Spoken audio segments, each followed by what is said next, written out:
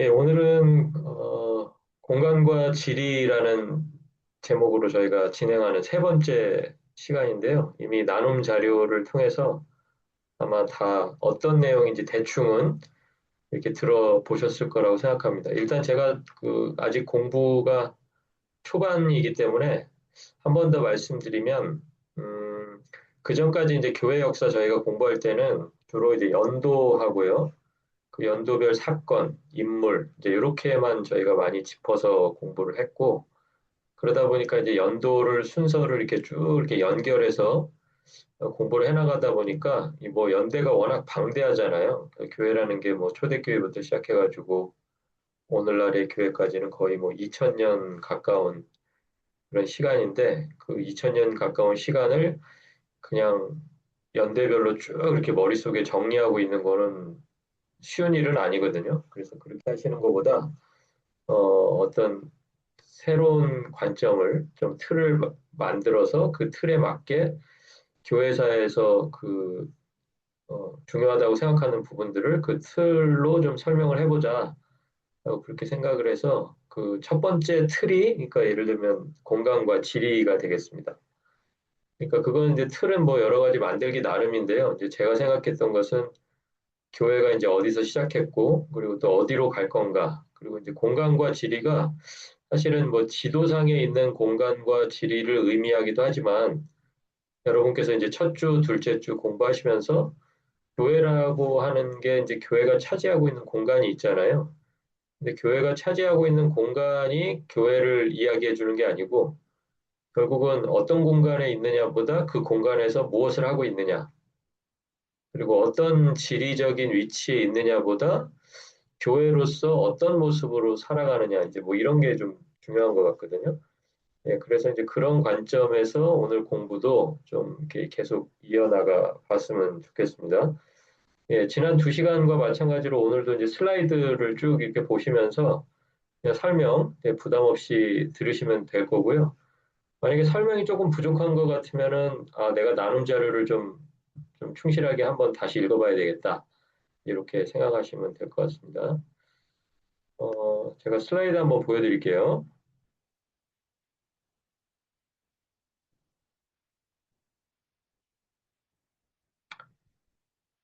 네, 슬라이드 여러분 화면에서 어떻게 잘 보이시는지 모르겠습니다. 잘 보이시나요? 예, 교회 역사 다시 보기라는 제목을 지금 저희가 이제 공간과 질이라는 기준을 가지고 뭐 교회 역사를 이렇게 쭉 보고 있습니다. 우선 오늘 공부 들어가기 전에 첫 번째 교회와 두 번째 교회를 저희가 첫 시간, 둘째 시간에 배웠었는데요. 혹시 기억나시는지 모르겠는데 첫 번째 교회는 예루살렘에 있던 교회였고요. 주로 이제 대다수가 유대인들이 이제 어, 구성하고 있었던 그런 이제 교회가 예루살렘 교회였고요. 그리고 이제 두 번째 교회는 안디옥 교회였죠. 예, 안디옥 교회는 이제 수리아라고 하는 지금 시리아 땅에 있는 그런 지역입니다. 공간과 지리로 본다면 이제 그쪽 지역이고요. 그리고 이제 바울의 선교를 통해서 이제 소아시아에서 다시 이제 그 유럽으로 그래서 이제 유럽의 첫 번째 관문이었던 뭐 빌립보 같은 그런 도시들이 있었죠. 그리고 결국 이제 로마로 가기 원했던 게 이제 바울의 생각이었기 때문에 오늘은 이제 그 로마로 갔던 지난 두 번째 시간의 이야기에 이어서 이제 로마가 말하자면 이제 그 의미적으로는 이제 순서적으로는 뭐 딱 세 번째라고는 할 수 없죠. 바울이 벌써 개척했던 교회들만 해도 소아시아에 여러 교회들이 있었으니까요. 그런데 이제 공간과 질이라는 개념으로 본다면 예루살렘 교회 첫 번째, 그리고 두 번째가 안디옥, 그 다음에 이제 로마. 그럼 이제 그 로마 교회 이후의 교회는 또 어떻게 됐을 건가 하는 이야기가 이제 오늘 세 번째 시간 공간과 지리에서 다루려고 하는 내용이 되겠습니다. 그래서 오늘 좀 중요하게 생각하는 키워드를 제가 몇 개를 적어놔 봤는데요. 콘스탄티노폴리스라는 곳은 이제 지명입니다. 우리가 이제 공간과 지리에 대해 생각하고 있기 때문에 중요한 지리가 이제 콘스탄티노폴리스라는 도시가 하나 등장하는데요. 여기는 이제 콘스탄티노플이라고 부르기도 하고요. 예, 비잔틴이라고 부르기도 하고, 비잔티움이라고 부르기도 하고요. 여러분이 가장 익숙한 이름은 아마 이스탄불이라고 하시면 모르시는 분이 거의 없으실 거예요. 그렇죠? 터키에 있는 도시죠. 예, 이스탄불의 옛 지명이 바로 비잔티움 또는 콘스탄티노폴리스가 되겠습니다. 콘스탄틴 황제라는 사람이 세웠기 때문에 콘스탄틴의 폴리스 이렇게 해서 콘스탄티노폴리스 이렇게 이름을 붙일 수가 있고요. 그리고 두 번째 키워드로 좀 중요하게 생각하는 것은 이제 성상 파괴 운동이라는 게 있습니다. 그러니까 성상이라고 하는 것은 이제 좀 거룩한 뭐 조각품, 거룩한 그림, 뭐 이 정도로 이해하시면 될 것 같고요. 그래서 그런 것들을 우리가 성상이라고 하는데 그것을 파괴하는 운동, 그러니까 이거 황제가 시작한 거거든요. 예, 동로마의 황제가 시작한 성상 파괴 운동이 있고요. 그리고 또 중요한 키워드가 1054년에 벌어졌던 동서분열이 되겠습니다. 네, 동서분열은 어떻게 보면 이제 뭐그 교회의 분열이라고 할 수 있는 분열이고요. 그래서 교회가 분열되고 난 결과가 뭐냐면 가톨릭과 동방 정교회로 나눠진 그런 역사를 우리가 좀 잠깐 살펴보겠습니다.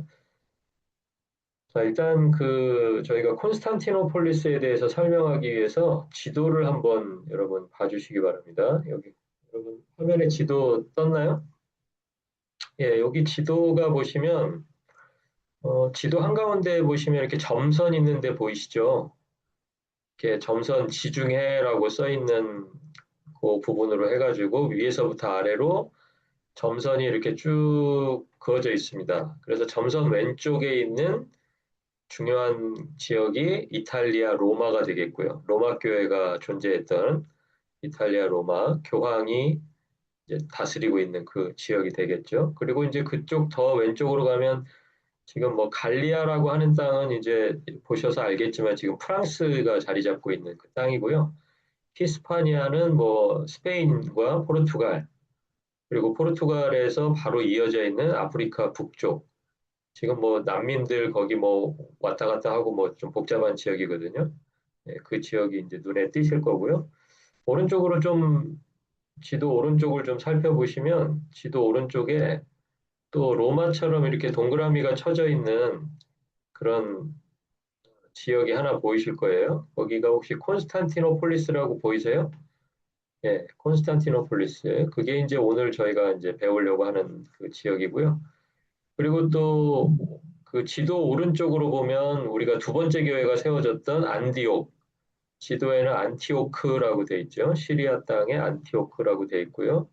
그리고 또 첫 목사님, 번째 목사님, 예, 죄송한데요. 그 지금 지도가 목사님 사진이 그 지도를 가려요, 한쪽을.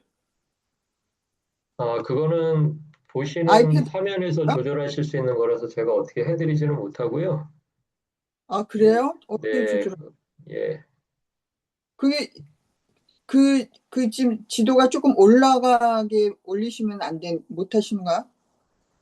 저는 이거를 어떻게 할지 모르겠는데 이쪽이 저번 주에도 지도가 안 정 보였거든요. 선생님, 정 네. 선생님 그 이미지를 위로 올리시면 돼요. 어떻게 올리죠? 예, 그냥 이렇게. 일단 저기 마이크를 좀 일단 꺼주시고요. 예, 네. 혹시 연락하실 수 있는 방법을 찾으시면 좋을 것 같아요. 왜냐하면 네. 제가 어쨌든 수업을 지금 녹화하면서 아, 계속 진행을 하고 아, 있기 때문에 예, 중간에 멈췄다가 또 그거 이렇게 봐드리고 또 이렇게 진행하면 좀 네, 다른 죄송합니다. 분들이 예, 좀 불편하실 수 있으니까는요. 예, 일단 그 화면이 만약에 나오시지 않는 것은 제가 여기서 그 들어오신 분들의 개별 화면을 만져드릴 수는 없고 저는 이제 제 화면만 거기다 이렇게 쉐어를 해드리는 거니까 그 화면이 보일 수 있게 본인 가지고 있는 모니터에서 좀 이렇게 저렇게 좀 트라이를 좀 해보셨으면 좋겠습니다. 혹시 뭐 다 같이 안 보이신다고 그러면 이제 제가 올리는 방법이 뭔가 잘못된 것 같은데 예, 보이시는 분들은 지금 지도가 잘 보이시죠? 예, 그러니까 아마 제가 올리는데 문제가 있는 건 아닌 것 같아서 일단 그건 그렇게 좀 아시면 좋을 것 같고요. 일단 지도가 다시 한번 좀 설명을 계속 드려보면요. 안티오크에서 쭉 밑으로 내려오면 이제 첫 번째 교회가 세워졌던 예루살렘이라고 하는 지역이 있고요. 그리고 또 거기서 더 이집트 쪽으로 넘어가면 알렉산드리아라고 이렇게 점이 찍혀 있어요. 그러니까 이제 전체적으로 5개의 도시가 이 지도에서 굉장히 중요하게 좀 표시가 돼 있죠. 왼쪽에서부터 본다면 로마, 콘스탄티노폴리스, 그 다음에 안티오크, 예루살렘, 알렉산드리아.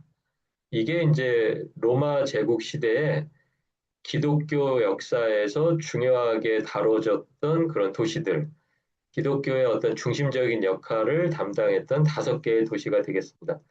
자, 그런데 이 5개 도시를 이렇게 지도상으로 보다 보니까 왼쪽에 있는 로마를 중심으로 해서는 도시가 로마 하나밖에 없죠.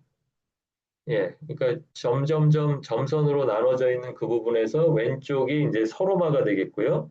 오른쪽이 동쪽이라서 동로마인데 중요 5개 도시 중에서 4개 도시가 동로마에 속해 있다는 거 여러분 그거를 조금 기억을 해 주셔야 될 것 같습니다. 자, 그러니까 이제 로마가 콘스탄티노폴리스라고 이제 동쪽으로 옮겨가면서 로마가 옮겨간 건 아니죠. 로마 제국이 이제 커지니까 지금 그 빨간색 선으로 지도에 이렇게 보이시는 데까지 로마 제국이 커져버린 거거든요. 그러다 보니까 이제 로마에서 왔다 갔다 하기가 이제 너무 힘들어진 거예요. 왜냐하면 주로 확장은 이쪽 서쪽 끝에는 대서양이 있잖아요. 그러니까 뭐 그 갈리아 땅이나 히스파니아 땅은 이제 이미 정복이 돼 있는 상태에서 더 이상 그쪽으로는 갈 데가 없습니다. 그러니까 이제 가려고 하면은 이제 그 시리아 땅, 그다음에 이제 시리아 땅 넘어서 이제 뭐 인도 이쪽으로 이제 가야 되는데 그쪽에서 이제 싸움이 주로 벌어지고 제국이 넓어지다 보니까 이제 제2의 수도가 필요했던 거예요. 그래서 세워진 도시가 바로 콘스탄틴 황제가 세운 콘스탄티노폴리스가 되겠습니다. 그래서 이제 제국의 2번째 수도라고 그렇게 이해를 하시면 되겠고요. 요 옮겨진 연도가 395년입니다. 여러분 아마 그 나눔 자료에는 나와 있는지 제가 정확하게 지금 모르겠는데요. 뭐 연도는 모르셔도 상관없고요. 그래서 참고하시라고 395년이라고 말씀을 드리겠습니다. 그러니까 제국이 확장되면서 동쪽으로 옮겨갔습니다. 옮겨갔는데 이제 교회의 변화가 뭐가 일어났느냐 그게 우리는 중요하잖아요. 근데 교회의 변화가 뭐가 일어났냐면 왼쪽에는 황제도 있고 교황도 있는데 그러니까 이탈리아 로마를 얘기하는 겁니다. 그런데 오른쪽으로 갈 때는 황제만 간 거예요. 예, 그러니까 그게 무슨 얘기냐면 오른쪽에도 지금 교회가 중요하게 생각하는 도시들이 알렉산드리아, 예루살렘, 안디옥, 거기다가 새로 지어진 콘스탄티노폴리스까지 4개 도시가 있다 그랬잖아요. 거기도 이미 교회가 자리 잡고 기독교가 뿌리 내리고 있었을 거 아니에요? 그러면 그 교회들을 하나로 묶고 그 지휘해 줄 수장이 필요한데, 대장이 필요한데, 그게 지금 이탈리아 로마에 있는 교황이 그 역할을 하지 못했다라는 뜻입니다. 그럼 누가 했느냐? 이제 동쪽으로 이동해 간 황제가 서로마 제국 있을 때 서로마 제국에서의 교황의 역할을 대신하게 됐다. 이제 이렇게 이해하시면 되겠습니다. 그러니까 황제가 교회의 대표가 되는 지역이 어디냐면 동쪽 지역이고요. 동로마 제국이고요. 그리고 서쪽은 여전히 로마의 교황이 교회의 수장 역할을 하고 있었다. 이제 이렇게 이해를 하시면 되겠습니다. 그리고 언어도 좀 달라요. 언어도 점선을 중심으로 해가지고 오른쪽에는 뭐 아시다시피 오른쪽 점선 넘어서자마자 거기 누가 있냐면 그리스가 있고 마케도니아가 있잖아요. 예전에 헬라 제국이 시작됐던 알렉산더 대왕이 시작됐던 그 마케도니아와 그리스가 거기 있습니다. 그러니까 그쪽은 당연히 언어가 뭐예요? 헬라어. 헬라어를 쓸 거고요. 이쪽 점선의 왼쪽에 서로마에서는 뭘 썼을까요? 예, 라틴어를 썼죠. 라틴어. 예, 그래서 언어도 왼쪽은 라틴어, 오른쪽은 헬라어. 이제 이렇게 쓰는 상황이 됐고요. 그리고 왼쪽에 가면은 이탈리아에서 이제 그 신앙생활이라고 하는 게 주로 바탕이 되는 게 뭐냐면 이제 법이나 제도 이런 거를 바탕으로 해가지고 신앙생활이 이루어지고요. 그리고 오른쪽에는 뭐 새로 막 지어지는 나라들이어서 법이나 제도가 그렇게 뭐 막 탄탄하게 자리 잡을 여유가 없었습니다. 대신에 이쪽 헬라 제국 시대부터 발달해 오던 게 뭐냐면 철학이에요. 예, 그래서 이제 그 동로마 제국 쪽은 이제 철학이 좀 강세가 있었다. 그래서 이제 신학도 신앙생활도 그런 철학을 굉장히 중심으로 해서 철학적인 내용, 예, 그런 신앙이 좀 발달을 했다. 이 정도 알아두시면 좋을 것 같습니다.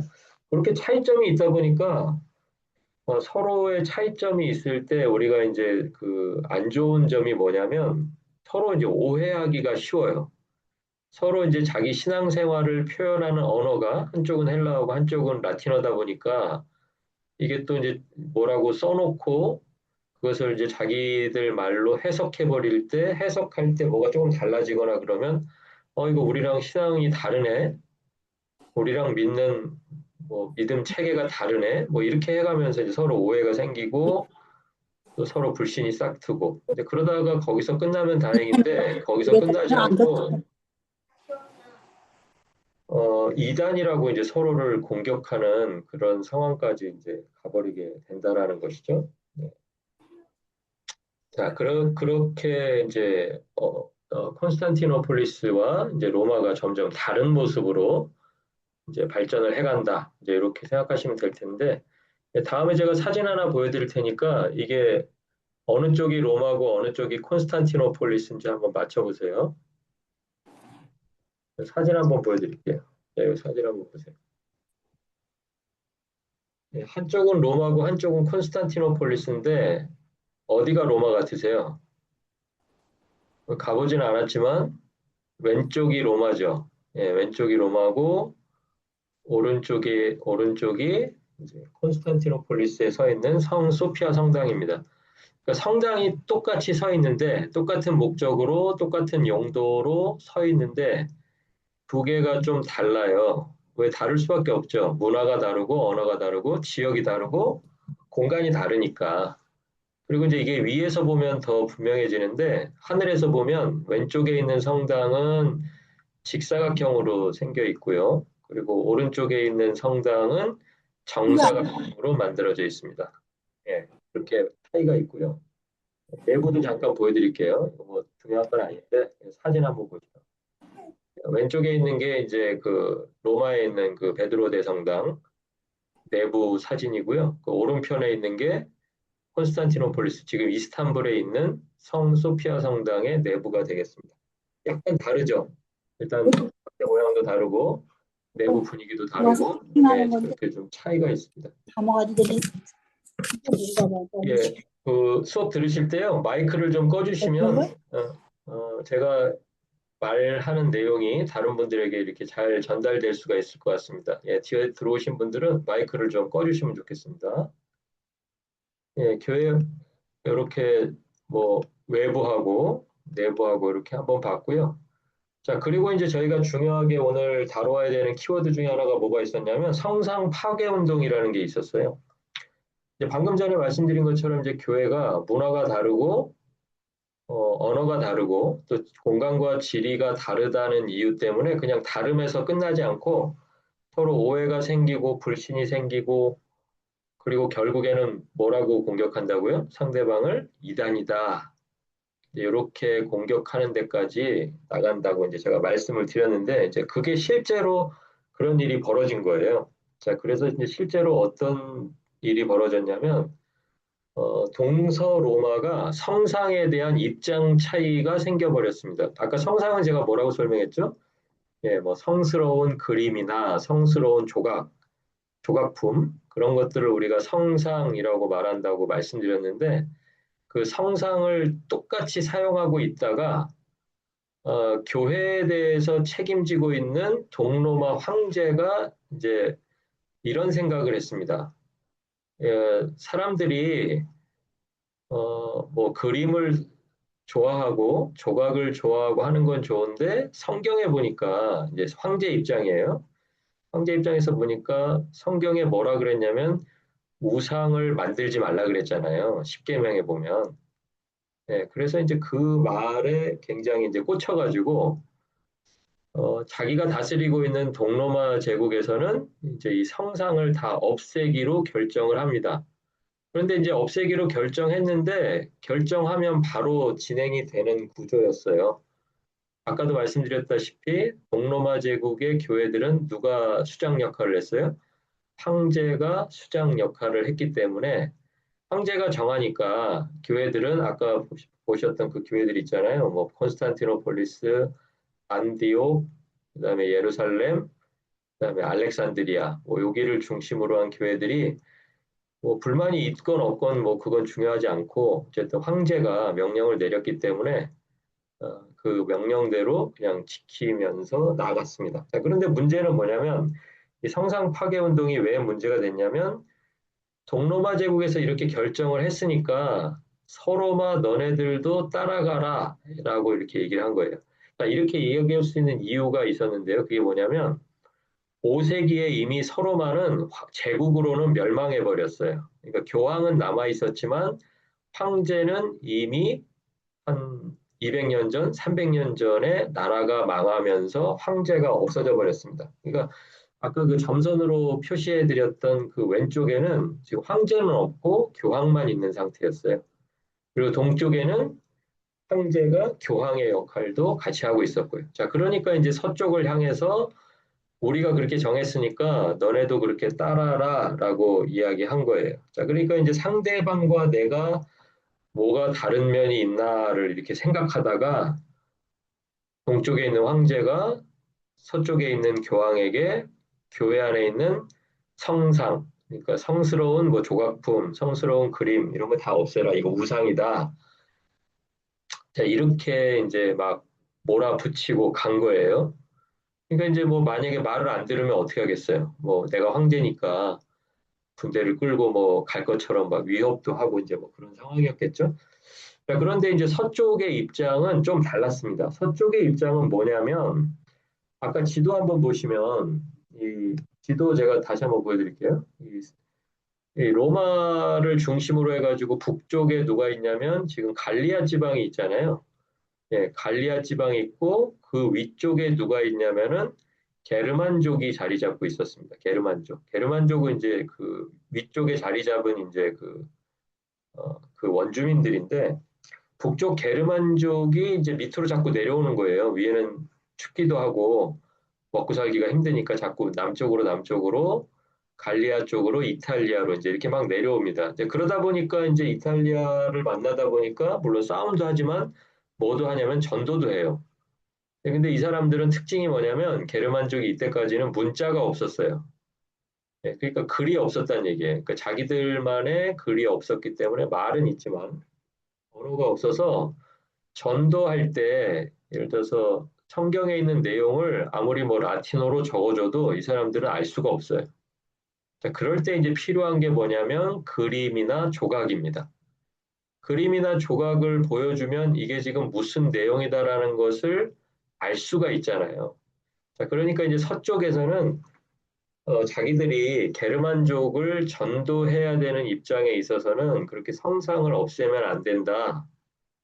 자, 성상을 없애는 거는 전도를 막는 일이다라고 그렇게 이제 항변을 하는 일이 생기게 된 겁니다. 그러니까 동방에서는 성상을 계속 파괴했고요. 그래서 실제로 동방에서는 그 성상을 뭐 다 파괴하기도 하고 다 파괴 못하면 이제 얼굴 부분을 이렇게 파괴해서 이게 누구인지를 알아보지 못하게 이제 그렇게 하는 일들이 이제 계속해서 벌어지게 되고요. 그리고 서방에서는 계속해서 우리는 성상이 필요하다. 그리고 더 나아가서는 성상이 필요하다 해서 그친 게 아니라 성상을 이렇게 숭배하는, 존중하는 그런 단계까지 이제 서쪽이 이제 쭉 나아가게 됩니다. 그래서 이제 로마 카톨릭은 성상을 그 이후로도 계속 인정을 하고 있는 편이고요. 그리고 이제 동방 정교회 같은 것은 성상이나 성화를 인정하지 않는 그런 분위기로 서로 이제 나눠버리게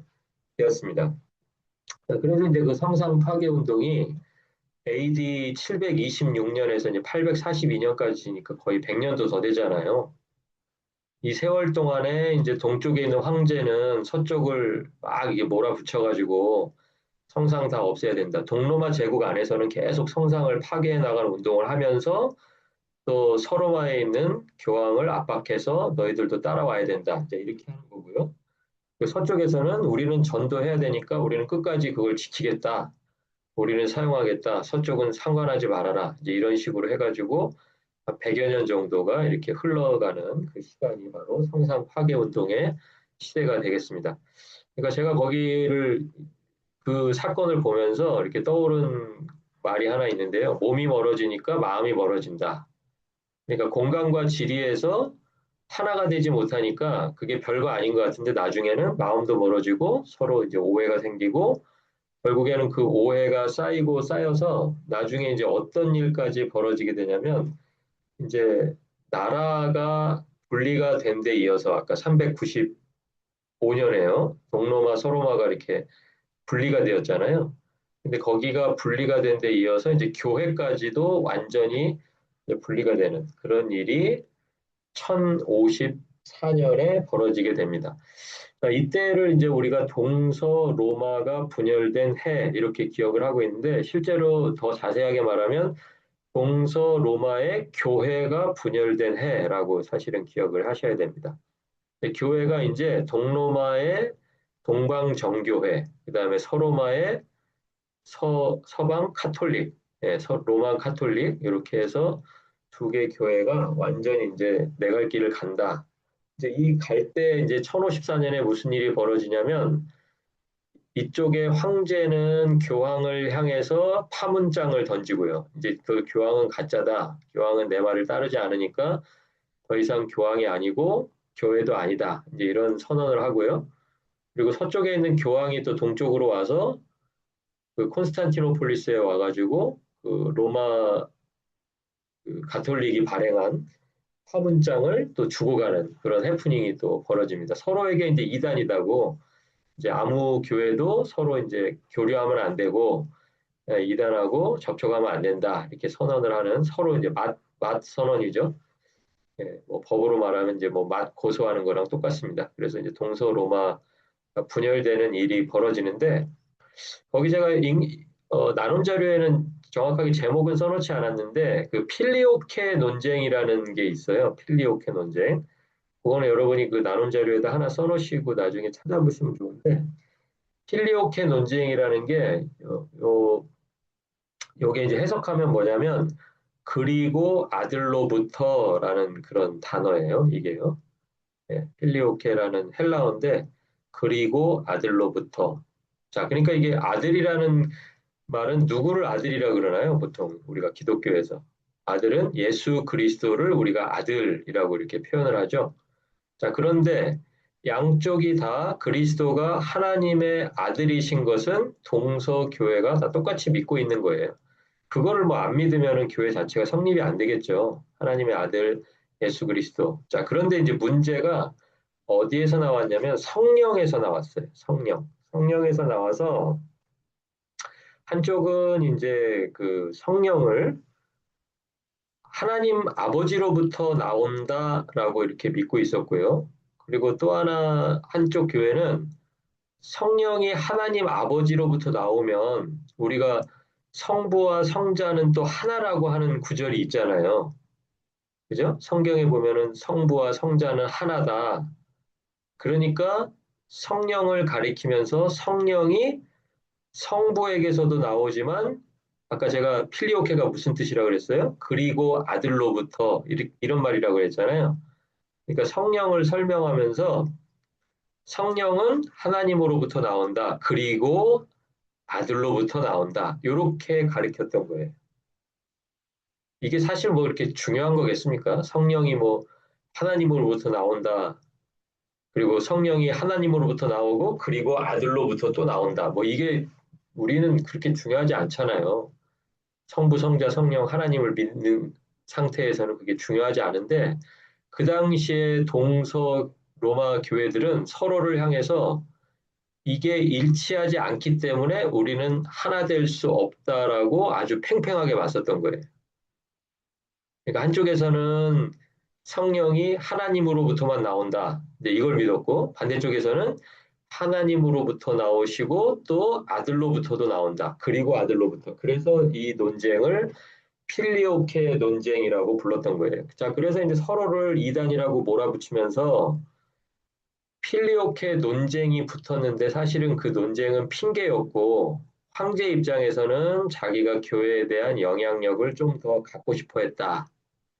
그리고 서로마의 교황은 또 동쪽에 그 큰 도시들이 많았잖아요. 아까 뭐 콘스탄티노폴리스부터 시작해가지고 뭐 안디옥, 예루살렘, 알렉산드리아 여기까지도 내가 수장이 되어야 되겠다. 그러니까 서로 5개 도시를 놓고 로마 교황이 다 5개 도시를 통치하느냐 아니면 황제가 동로마 제국의 황제가 5개 도시를 통치하느냐 이걸 두고서 싸우고 싶은데 그 싸우는 것은 이제 좀 숨기고 싶잖아요. 내가 여기 5개를 다 차지하고 싶은 욕심이 있어서 이런다. 이러면 사람들이 싫어하니까 그냥 겉으로 표면적인 이유는 필리오케 논쟁을 벌여서 상대방 교회가 이단적인 주장을 한다. 이건 맞지 않다. 그래가지고 이걸 가지고 팽팽하게 맞서다가 서로 교회끼리 분열하고 서로 이단이라고 파문하고 이런 일들이 1054년에 있었다라는 거죠.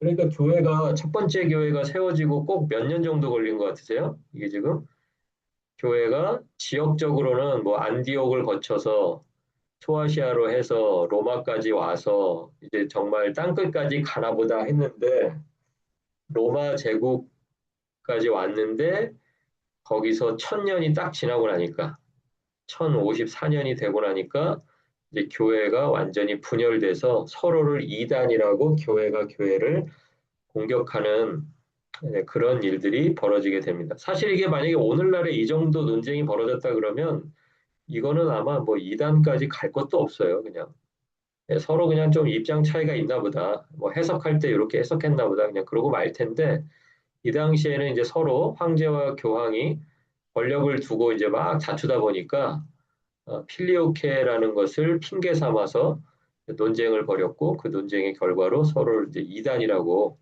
이게 파문하는 그런 지경까지 이르렀습니다. 그래서 뭐 그 동방정교회하고 로만 카톨릭하고는 최근까지도 화해가 안 되다가 화해한 지 뭐 얼마 안 되죠. 그로부터 또 한 1000년 지나서 그렇게 1000년 가까운 시간이 지나서 최근에 와서야 이제 서로 화해하고 그때 파문을 이제 취소하고 뭐 이런 일들이 또 이제 있었습니다. 그래서 이제 우리가 오늘 공부한 것을 한번 정리해 보면 이제 우리가 신앙을 가지고 있다라는 게 참 좋은 일이기는 한데 그 신앙이라고 하는 것 속에서 우리가 언어가 다를 수 있잖아요. 우리가 언어가 같은 언어를 가지고 있는 사람들만 꼭 같은 신앙을 가지는 건 아니니까 언어가 다를 수 있고 또 환경이 다를 수 있습니다. 언어와 환경이 다르고 또 공간과 지리가 다를 수도 있어요. 그러다 보니까 신앙생활을 표현하는 방식들도 참 다양하게 나타난다. 우리가 뭐 나눔 자료에서도 제가 말씀 잠깐 드렸지만 어떤 사람은 조용히 그냥 묵상 기도하는 게 자기 신앙의 표현인가 하면 어떤 사람은 소리를 내서 막 통성으로 소리를 높여서 기도하는 게 자기 신앙의 표현이기도 하고 또 어떤 사람은 뭐 찬송가가 자기의 신앙을 가장 잘 담아내는 그런 음악이라고 생각하는 반면에 어떤 사람은 또 뭐 악기가 여러 가지 다 포함이 돼 있는 뭐 CCM이 더 자기 신앙을 잘 표현한다고 생각하기도 합니다. 그런데 여기서 중요한 건 뭐냐면 누군가의 표현 방식, 언어, 환경이 나와 다르다고 해서 그 사람의 신앙이 틀린 신앙이 아니라는 거예요. 그죠? 이렇게 얘기하면 여러분 여기에 반대하실 분은 아무도 없는데 우리는 문득문득 신앙생활 해나가면서 나와 다른 표현을 접했을 때 나도 모르게 그 사람의 표현 방식에 대해서 굉장히 꺼려하는 그런 반응이 나타나고 있다는 거죠. 그런데 우리는 그냥 단순하게 어떤 한 개인에 대해서 아니면 한 공동체에 대해서 그렇게 표현하는 것에 그치지만 지금으로부터 한 1000년 전에는 그 표현이 지나쳐서 그런 오해와 불신으로 상대방을 이단으로까지 몰고 갔던 그런 기독교의 좀 아픈 역사가 있었다라는 거죠. 그러니까 그게 역시 우리가 공간과 지리에서 공간적으로는 지리적으로는 훨씬 나아간 것 같지만 오히려 땅끝이라고 생각했던 그곳에 가서 교회가 둘로 완전히 쪼개져서 그 이후로 더 이상 화합하지 못하고 계속해서 권력을 향해서 나아가고 그리고 서로를 이렇게 이단이라고 저주하는 그런 일들이 벌어지게 됩니다. 그러니까 우리가 여기서 다시 한번 그 두 번째 교회, 세 번째 교회를 생각해 봐야 되는 것 같아요. 우리가 교회라고 한다면 우리가 어떤 논쟁에서 이겨서 아니면 내가 믿고 있는 것을 상대방에게 강요를 해서 이게 맞다라고 주장해서 우리가 교회가 되는 건가?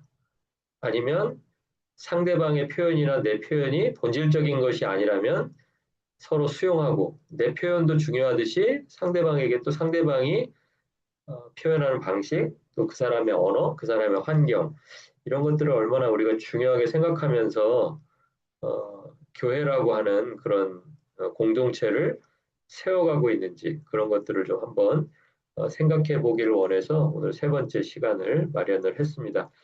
오늘 공부한 것, 준비한 것은 여기까지고요. 다음 주는 여러분 한 주 휴강하고 2주 뒤에 목요일 7시 45분에 네 번째 시간 공간과 지리 네 번째 시간으로 여러분 다시 찾아뵙도록 하겠습니다. 오늘 공부하시느라고 수고 많으셨습니다. 감사합니다. 수고하셨습니다.